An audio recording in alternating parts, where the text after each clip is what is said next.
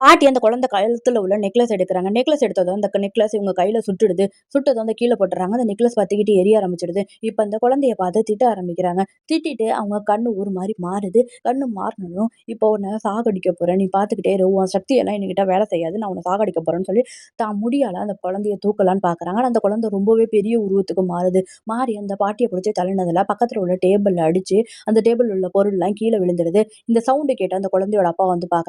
பார்த்தா இந்த பாட்டி பழையபடி மாறிடுறாங்க. அந்த குழந்தையும் தூங்கிட்டு இருக்கு. தூங்கிட்டு இருக்க அந்த குழந்தையோட ரூமுக்கு ஒரு கடல் கன்னி வரா. அந்த கடல் கன்னி அந்த குழந்தை கிட்ட வந்துகிட்டு இருக்கா. இப்போ உன்ன நான் தூக்கிட்டு போறேன்னு சொல்லிக்கிட்டு இருக்கா. அப்பதான் அந்த ரூமுக்கு ஏதோ சவுண்ட் கேட்க ஆரம்பிக்குது. யாரோ ரூம்குள்ள வராங்கன்னு தெரிஞ்சுக்கிட்டு, இவ அந்த மேல சீலிங்ல ஒளிஞ்சுகிட்டு இருக்கா. அந்த ரூமுக்குள்ள வந்து அந்த குழந்தையோட அம்மா அந்த தண்ணி சிந்திருக்கிறதெல்லாம் பார்க்குறாங்க. இவங்க எப்படி தண்ணி வந்ததுன்னு யோசிச்சுக்கிட்டு இருக்கும்போது, ஏதோ சவுண்ட் கேட்க ஆரம்பிக்குது. என்னன்னு ரூம் டோர சாத்திட்டு வெளியில போய் பார்க்குறாங்க. இப்ப இந்த கடல் கன்னி அந்த குழந்தைய கடத்திக்கிட்டு போயிட்டு இருக்கா. அந்த வலைய போட்டு இந்த கடல் கன்னிய புடிச்சிடுறாங்க. இப்பதான் பார்க்குறாங்க, அந்த கடல் கன்னிய மாரியே அந்த குழந்தையையும் இவ மாத்தி வச்சிருக்கா.